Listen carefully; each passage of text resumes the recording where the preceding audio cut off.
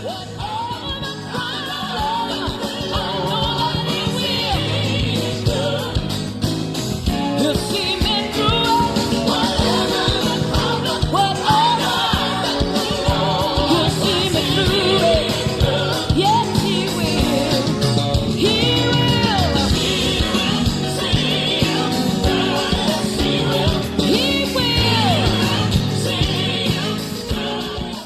Lord will always test and is always testing the faith of his people.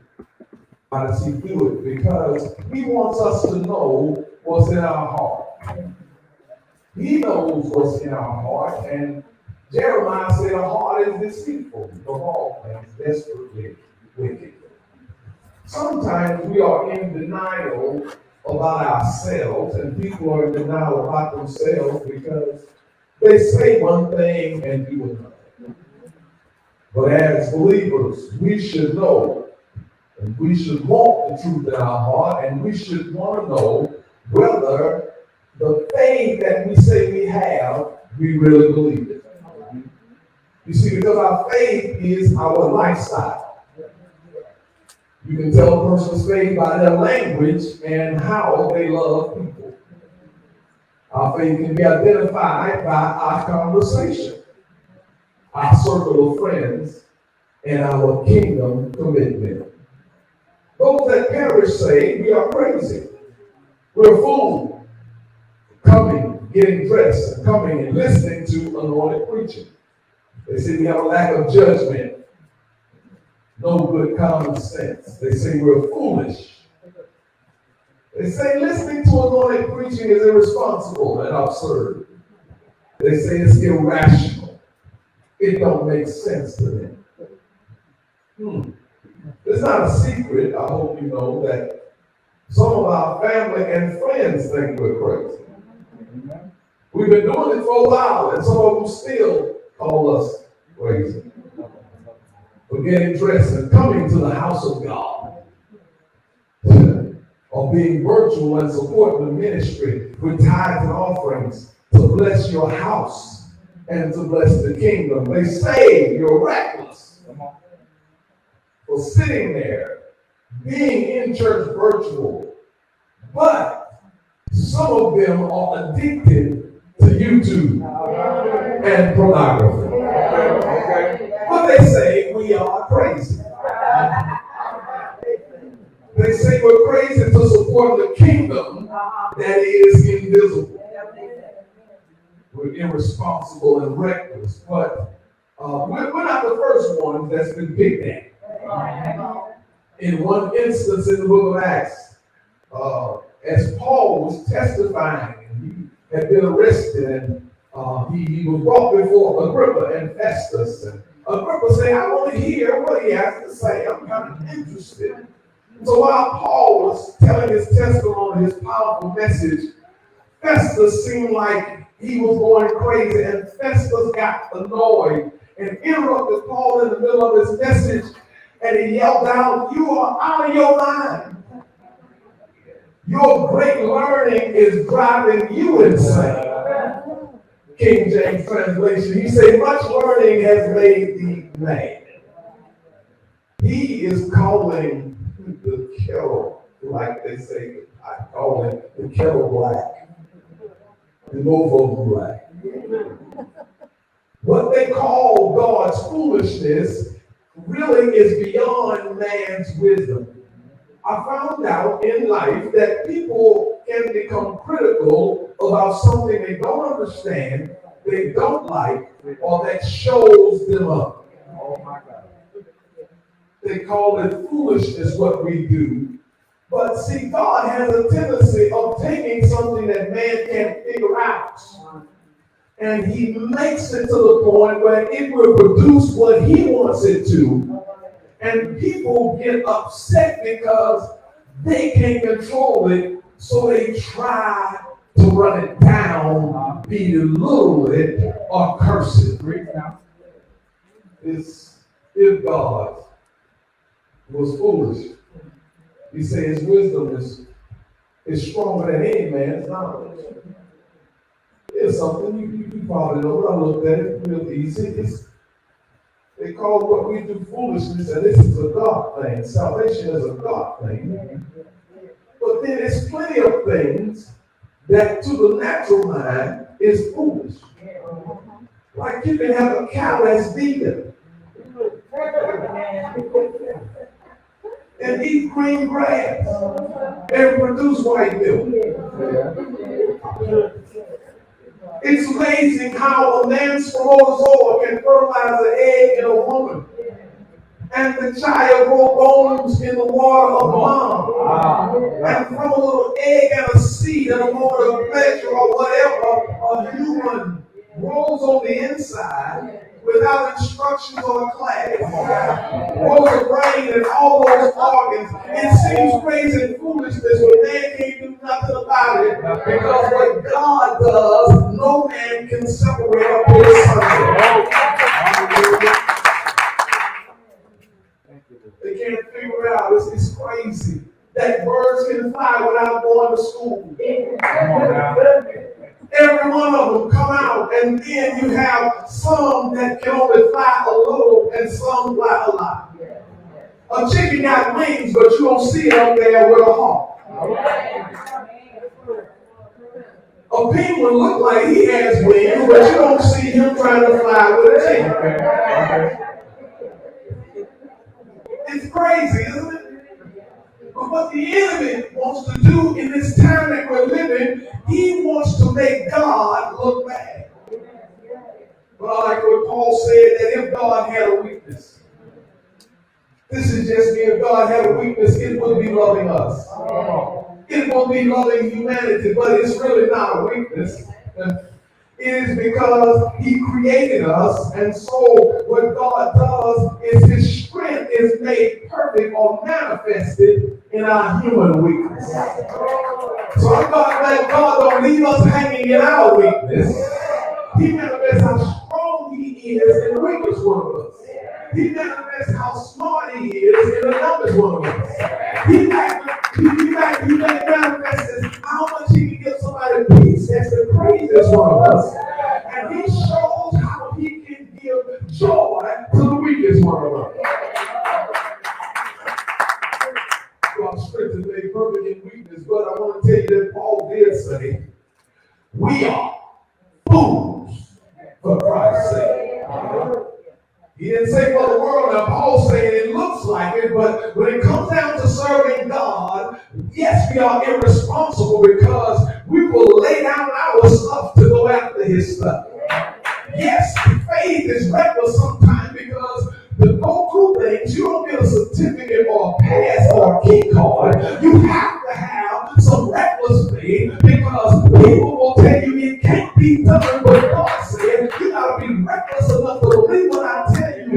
With me, all things are possible to them that believe. So we are fools for Christ's sake, but not as the world should. To them that perish, the story of redemption. As the scholars used to say, the redemptive story is ludicrous.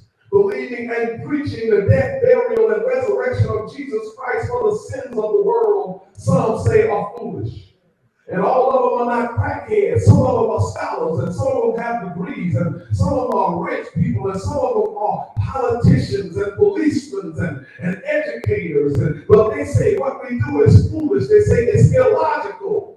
But my question is, before we go home, ask somebody, what do you say? What do you say? I know you're in church, but what do you say when you're not in church and people question your behavior, what you believe and what you don't believe, where you go and where you don't go, what you do and what you don't do, when they question what you say and what you don't say, when they question why you don't fit in with them like you used to, what do you say when they call you foolish by questioning your faith?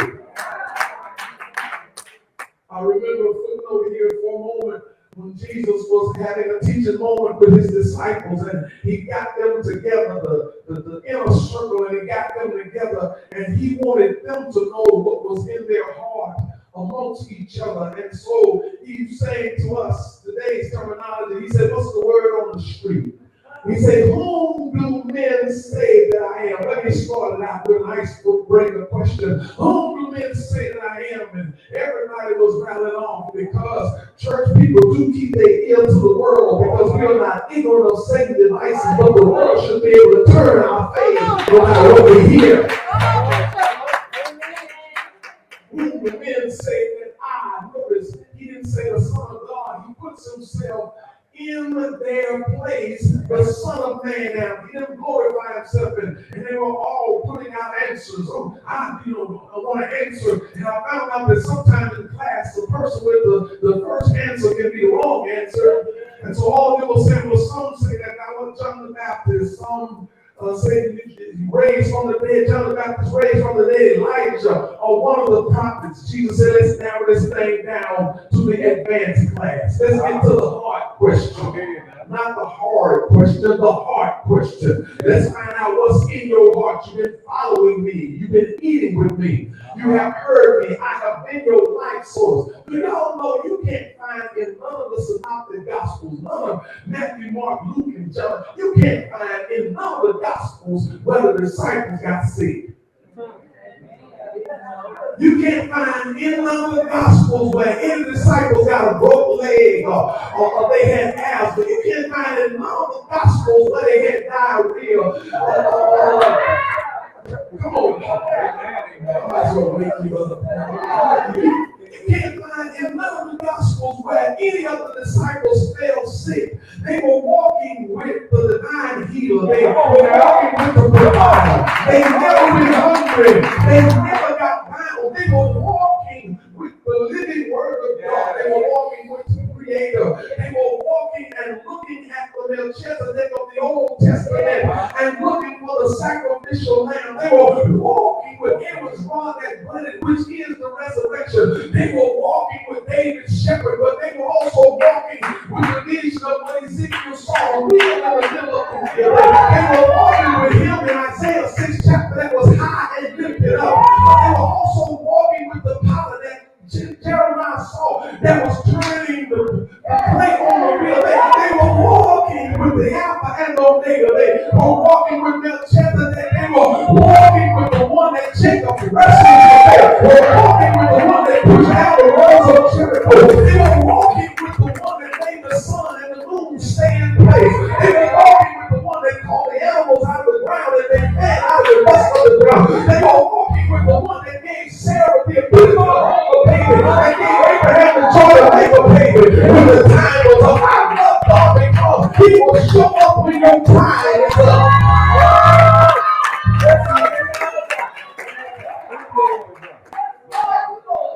They had no jobs. They punched no clock. They were walking with him. It seemed like when he asked them this question that everybody would have been worried out. But when he said, whom do you say that I am? It got quiet.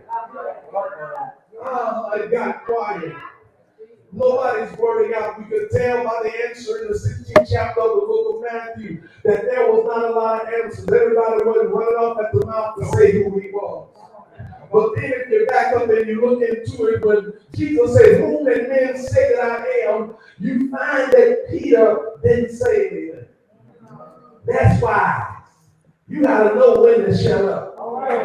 And then you got to know when it's time to release your wisdom. And Peter says nothing when they are talking the speculation of the word on the street. Jesus said, whom do you say that I am? Everybody be quiet. Crazy Peter. He's saved, but he ain't all the way in. He still got a knife. He's still something to say crazy stuff. This is one of the few times that people don't blurt out the answer or get out of the boat. But every church needs a Peter. That if they feel like they're going to mess up, they're going to shut up. But they got the answer. They say, I'm on your side. Peter said, thou art Christ, the Son of the living God. Nobody else joins Peter in the conversation. Nobody else want to take credit and get in. Nobody else says nothing because after Peter said this, the Lord said, flesh and blood had not revealed it unto thee, but my Father. You got a connection and the Holy Ghost ain't even came yet. You got a revelation and you still gonna cuss in a little while. You got a revelation and you still can't get it. This making Hallelujah. Don't say who God can't talk to. Don't let people tell you God can't use you. Maybe your biggest mistake can become your best friend.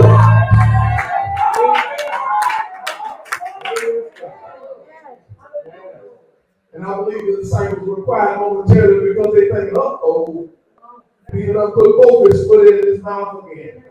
And Jesus gives him credit for being able to hear the Father reveal to him who the Son is. Them that perish, they think this is illogical. But a couple of questions I got to throw out to those that say this is foolish. They think sex and a left-hand cigarette, a little liquid courage, is the answer to all life's problems. They used to say something in the 70s that came back to my mind. Those that perish believe that a little smoke, a little drink, to get your head bad so you can't think. They call what we do nonsense. All right. They call it reckless. Dears and sirs, it don't take a rocket scientist. I don't care what the smoke does. It wasn't meant necessarily to be put into the body.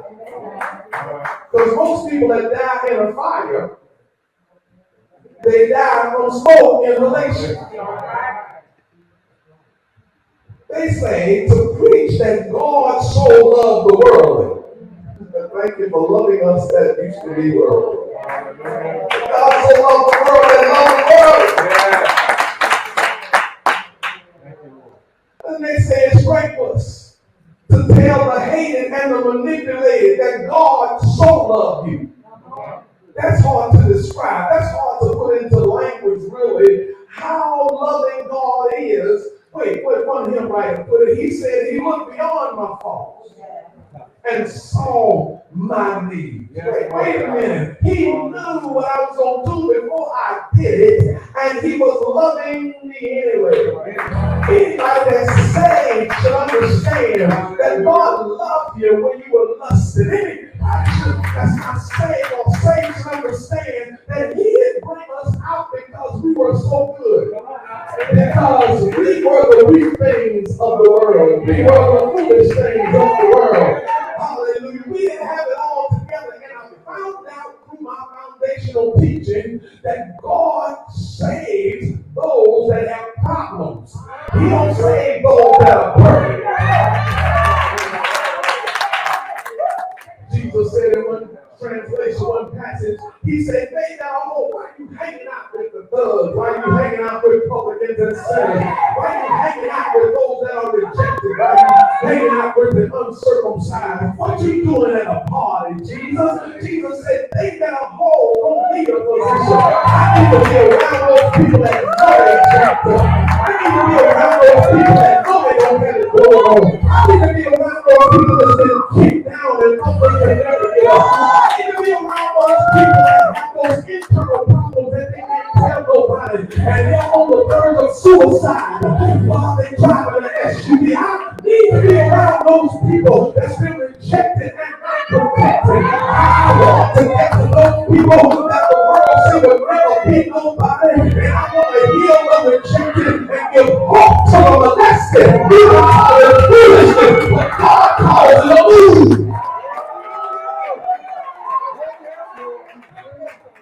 Somebody say so love. So. It's crazy. God even says to Israel in the Old Testament, he says, I am married to the backslider. Now, anybody in life, either you studied it or you experienced it, very few people will get an annulment or divorce and marry the same person again. And so God said, I'm married to the backslider. I have brought them out. They wasn't even holy. They weren't even qualified, but I took their founding father. I took Abram from the land of the Chaldean. He wasn't holy. Matter of fact, he grew up in the midst of idol worshipers, so I took him. Hallelujah. I took him from the land of of Chaldees, and then I gave him a promise. He wasn't right. He made some mistakes. He took the advice of his wife and laid with Hagar. He lied to a king to protect himself and put his wife on blast. He made some mistake by taking somebody with him that I didn't tell him to take.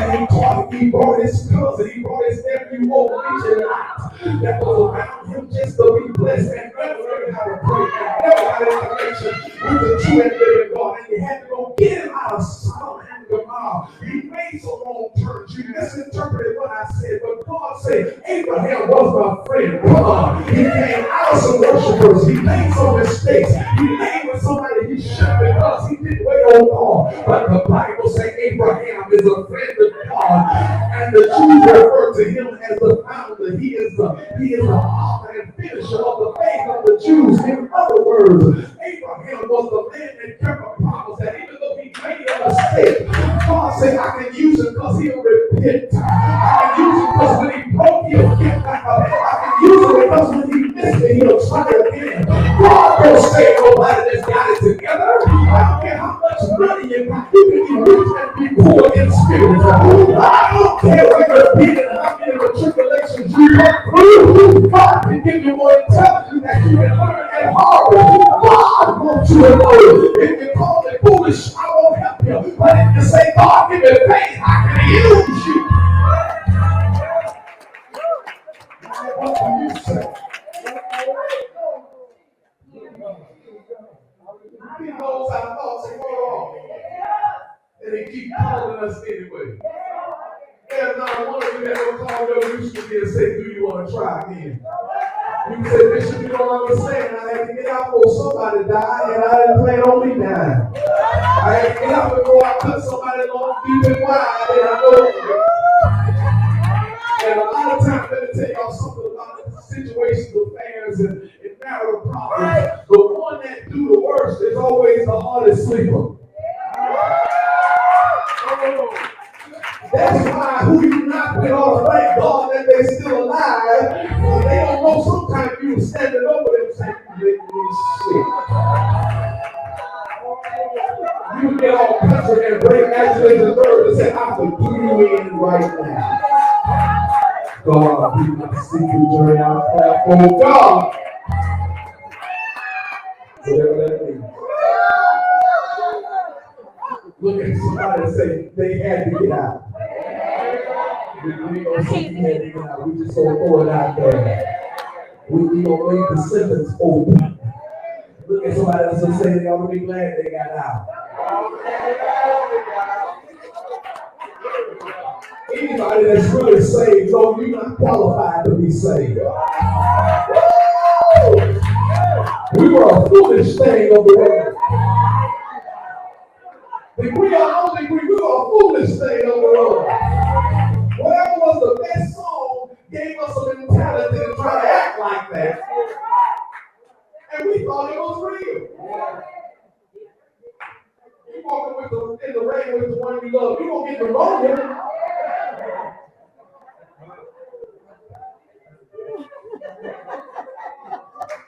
And the Commodores trick the men and the women. Talking about your brick house.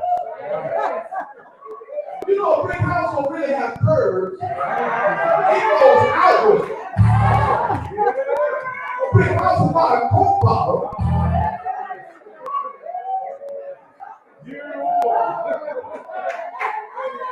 The Commodores had the 3 liters thing in their Coke bottle. I changed the terminology and said,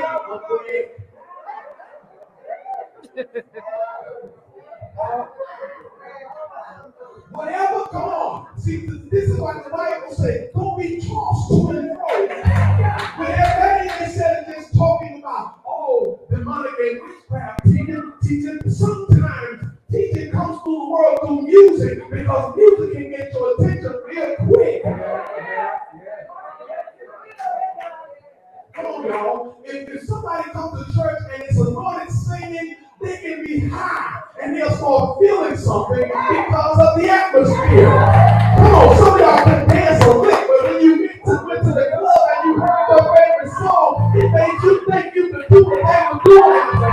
And you were just as too left-footed as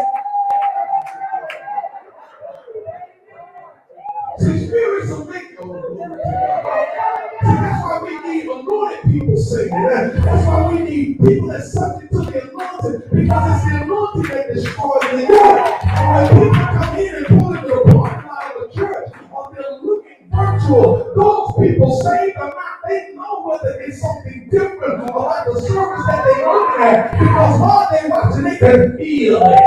The anointing will go where a person is, and they can feel it coming in. That's why they type in responses to the chat, because they feel something coming through the airways. And the Holy Ghost has no limitation to the building, because he's there. Come on, he's the Spirit of God, and he has no limitations on the boundary. That's why if you're on the internet, you need to be having good anointed church to reach people and not trying to brag on what you got. People don't need a fashion show. Are you talking about what you have? They need Jesus, Jesus, Jesus, Jesus.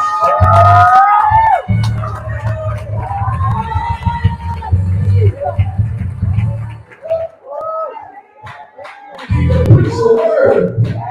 We need to sing the word. We need to be able to feel the praise of the word. It will go through the airways and reach people. And if we get it together in the sanctuary, it will make them understand that where you are is not the final destination. Let people call you foolish, but what do you call yourself? What do you call your Savior? What do you call holding on and waiting till the promise come to pass? Let people talk about you, but at least you can tell the enemy, I don't have to be like nobody else. But what I can declare is I'm in love with a man named Jesus. But he has loved me first. Come on and say yeah. Hallelujah. Hallelujah. They call this foolishness.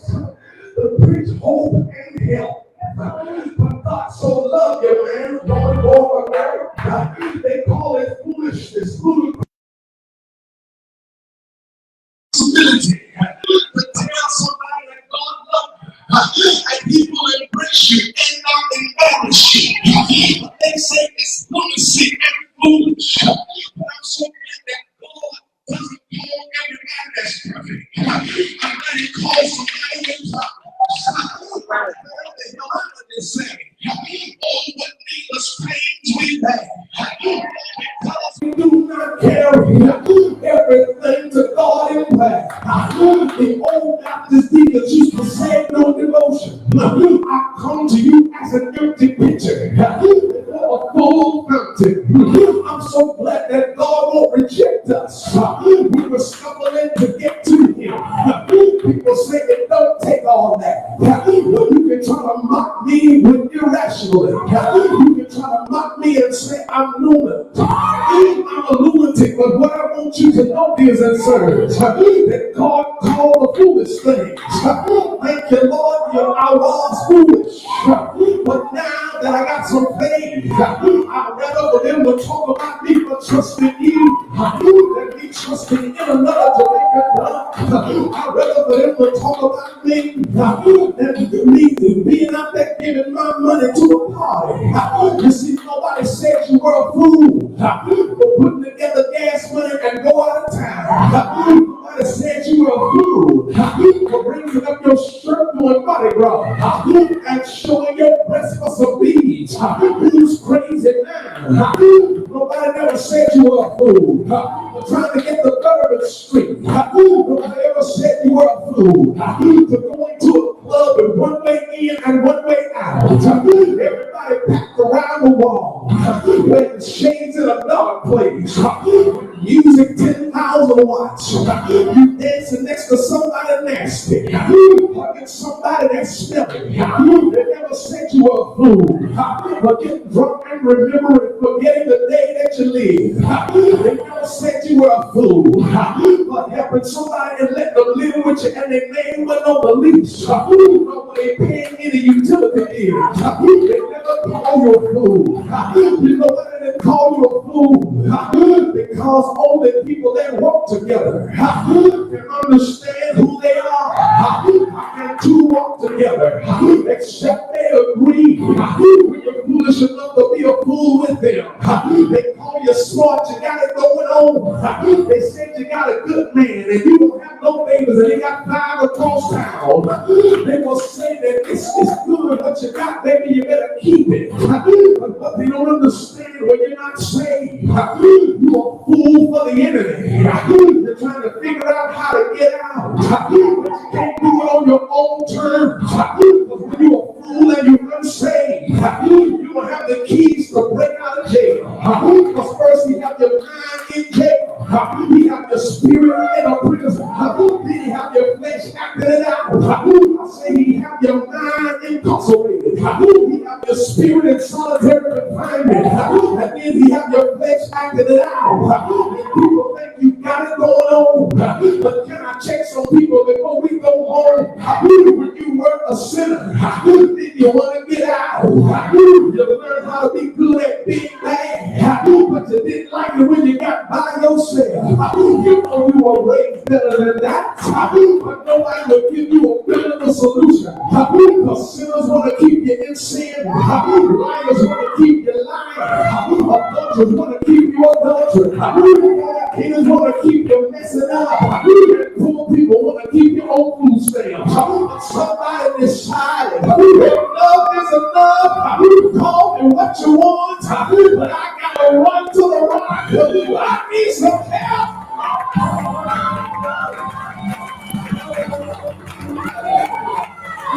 Did anybody call for help? Did anybody call a 911 and say, Lord, if you can just get me out of this one, or Lord, if you don't get me out of this one, I don't know what else I'm going to do. And aren't you so glad that God kept me from falling completely into destruction? We were already born in sin. We were shapen in iniquity.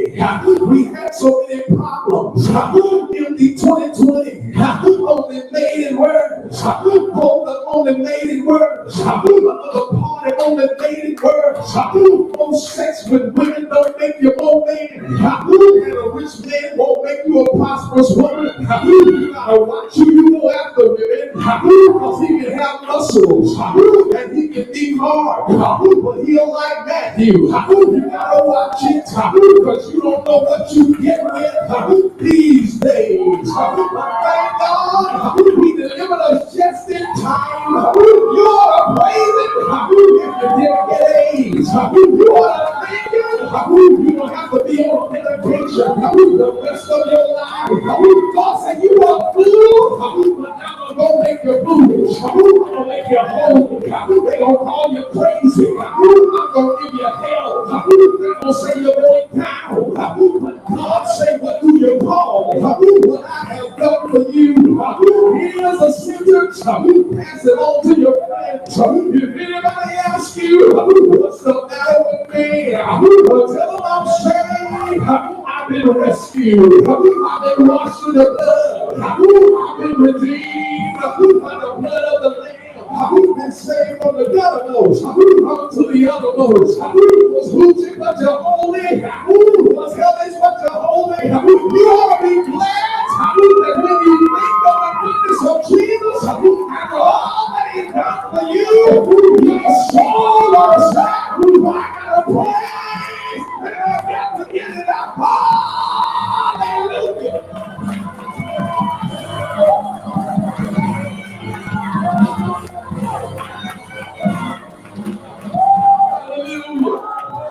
Hallelujah.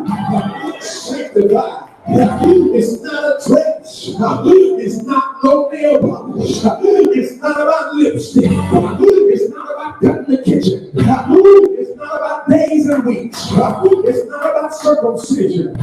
Sanctified means I decided to give my whole body to God. I decided to let my body, my soul, and spirit to be blameless to the coming of God. I decided to let my mind and my body be a living sacrifice, holy and acceptable unto God, which is my reasonable service. I decided to be transformed by the renewing of my mind. Aren't you glad you didn't have to pay for this degree, we use our body for ourselves. We let other people use our bodies. We set it aside because of our family spirit. We were hooked up to a generation that didn't know how to get out. We were going around in circles. We were slipping into darkness. God was so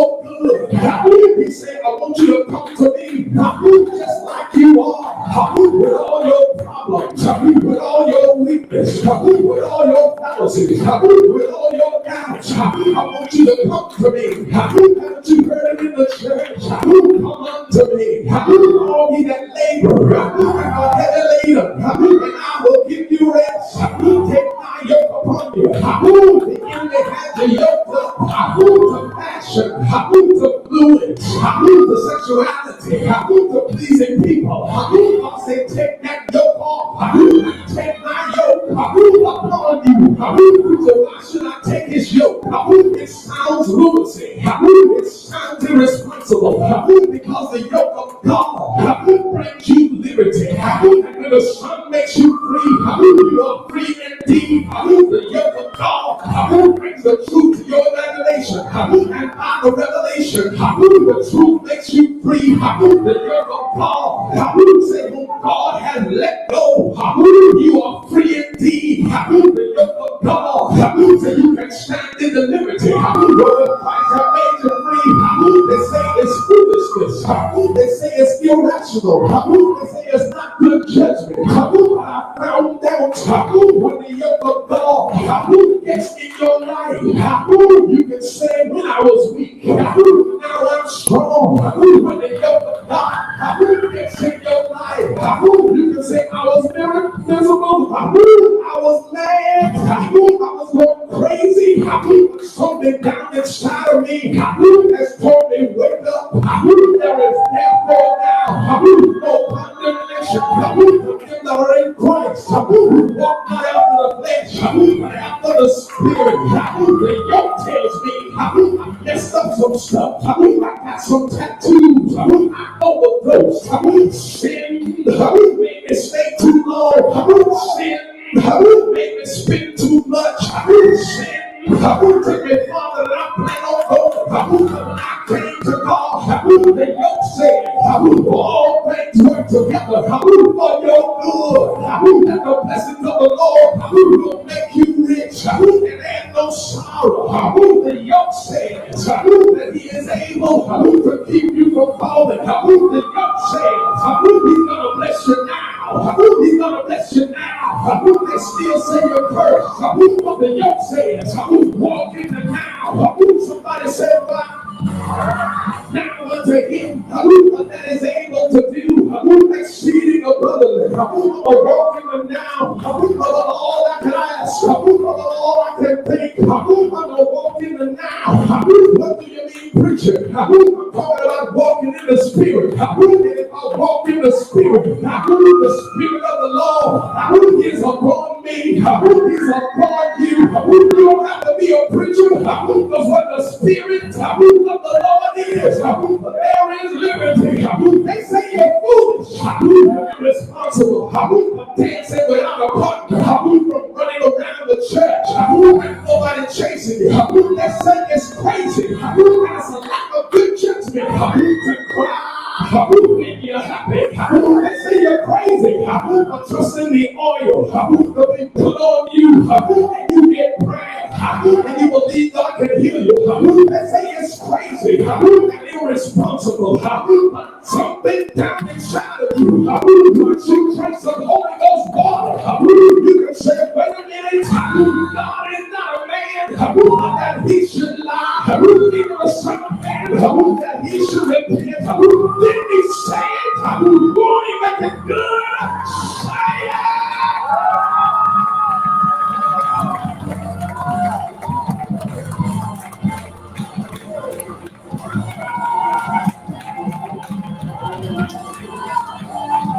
Hallelujah! Hallelujah! Hallelujah!